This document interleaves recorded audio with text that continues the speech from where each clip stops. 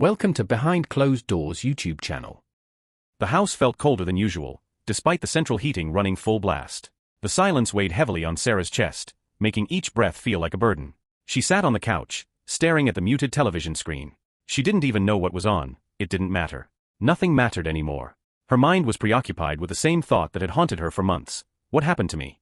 She had never imagined this would be her life. A few years ago, everything seemed perfect. She was married to Mark, a man she had loved fiercely. They were happy, or so she had thought. They had dreams, plans, a future that seemed so clear. But somewhere along the way, things had shifted. And now, here she was, lost, scared, and unable to escape. The phone buzzed on the table, pulling Sarah from her thoughts. She didn't need to check it. She knew it was her mother, probably wondering how she was doing. She hadn't answered any of her calls in days. She couldn't bear to talk to anyone, not when she was pretending everything was fine. It had become easier to hide, easier to put on the mask of a happy wife, even when everything inside her felt broken. She glanced at the clock on the wall. Mark would be home soon. She could hear the faint sound of his car pulling into the driveway, a sound that for some reason made her heart race with both fear and anxiety. She had no idea what kind of mood he would be in tonight. Lately, it seemed like every day was a new battle. Sometimes it was his distant, cold behavior that made her feel invisible. Other times, his anger flared up with the force of a thunderstorm. But whatever the reason, she always knew it was coming. The storm never stayed away for long. The front door creaked open, and Sarah's stomach tightened. She didn't need to turn around to know that Mark had arrived. The sound of his boots on the hardwood floor sent a chill down her spine. He wasn't shouting yet, but she could sense the tension in the air, thick and heavy. "Sarah," his voice called out, not with warmth, but with an edge. She didn't respond immediately. She couldn't. If she said the wrong thing, it could set him off. If she said nothing, it would make him angrier. She had learned this delicate dance years ago. It was all about control, about keeping him from snapping. She stayed silent, hoping he would leave her alone. But the silence was only temporary.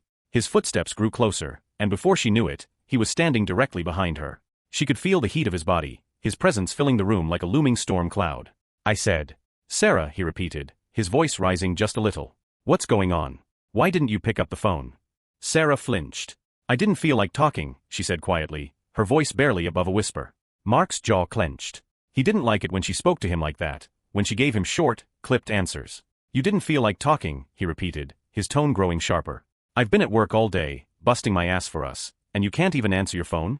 "I'm sorry," Sarah said, instinctively lowering her head, trying to make herself small. "I didn't mean to upset you." Mark scoffed. "You never mean to upset me, Sarah. But you always manage to do it." He walked around the couch and sat down beside her. "What are you doing with your life? What are you doing for us?" She didn't answer. She couldn't. The words always died in her throat. What could she say? She wasn't doing anything. She wasn't even sure who she was anymore.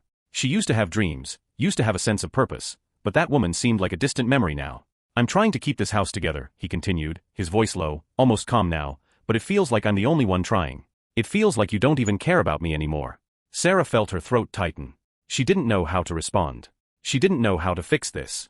She wanted to care. She wanted to be the woman he once loved, the woman who made him proud. But how could she when she felt so hollow inside? Mark leaned in, his face inches from hers. "What happened to you, Sarah? What happened to the woman I married? You used to be perfect. You used to know your place." Her heart dropped. Perfect. She had been perfect, but perfection had its cost. Mark's perfection was her submission, her silence. It was the price she paid to keep the peace, to avoid the outbursts and the arguments. It was easier to stay small, easier to pretend everything was fine, even when it wasn't. "I'm sorry," she whispered again, the words tasting like poison in her mouth. She knew they didn't mean anything. She knew he didn't care about apologies. He cared about control. "You're sorry, but sorry doesn't fix anything, does it?" Mark sneered. "You think you can apologize your way out of this? You think that's enough?" She didn't know how to answer. She didn't know what to say to make him stop. She didn't know how to make him see her, really see her, instead of the reflection of the woman he wanted her to be. Mark stood up suddenly, his movements sharp and jerky. "I'm done with your excuses, Sarah. I'm done with you." Sarah's heart raced. She couldn't breathe. "Please don't do this," she thought, but the words never left her mouth. She stayed frozen, afraid that any movement, any sound, would make it worse. "I've had enough of this," he muttered, his voice barely audible now, but full of venom. He was standing above her, looking down at her like she was a child. "You're useless. You're weak. I can't stand being around you anymore." The words cut through her like a knife. She wanted to run, to leave, to escape, but she was paralyzed. She had become so accustomed to this, the cruelty, the manipulation, the emotional abuse, that it felt like she was suffocating in it. There was no air left in her lungs. There was no escape. Mark's hand shot out suddenly, grabbing her by the arm. The grip was tight, painful. He pulled her to her feet, dragging her toward the kitchen without a word. "Sit," he ordered when they reached the table. His voice was calm now, eerily so. Sarah obeyed without question, her body moving on autopilot. She didn't have the energy to resist anymore. Mark sat down across from her, folding his arms. He studied her, his eyes flickering over her face, as though looking for something. "I just don't get it, Sarah. You used to be everything I wanted. Now look at you." Sarah didn't answer. She couldn't. She wanted to scream, wanted to tell him everything that was inside her, everything that had built up over the years, all the pain and fear she had kept hidden. But the words wouldn't come. They were trapped inside her, suffocating her. "You know," Mark said, his voice suddenly quiet, "you're not the woman I married anymore. I don't know who you are. But I don't like it." Sarah's heart hammered in her chest. "I don't know who I am either," she thought, but she didn't say it out loud. She couldn't say it. It would only make things worse. Mark stood up suddenly, his chair scraping against the floor with a loud screech. He stormed out of the kitchen without a word. Sarah remained seated, her hands trembling on the table. She didn't know what to do. She didn't know how much more she could take. Days passed in a blur. Mark's anger simmered, and his occasional moments of tenderness only served to confuse Sarah further. He would apologize, telling her how much he loved her, and she would believe him, just for a moment, before the cycle started again. But something inside Sarah had begun to shift. Slowly, she started to feel a flicker of defiance. A small voice inside her whispered, "You deserve better. You are better than this." One night, after another harsh argument over something trivial, something that didn't even matter, Sarah snapped. Mark had raised his voice, as he always did, his words dripping with contempt. But this time, Sarah didn't back down. This time she stood tall, her voice steady as she looked him in the eye. "No, Mark. I'm done," she said. Her voice was calm, but there was something in it that startled him. Something he hadn't heard in years. Mark froze, his eyes widening in disbelief.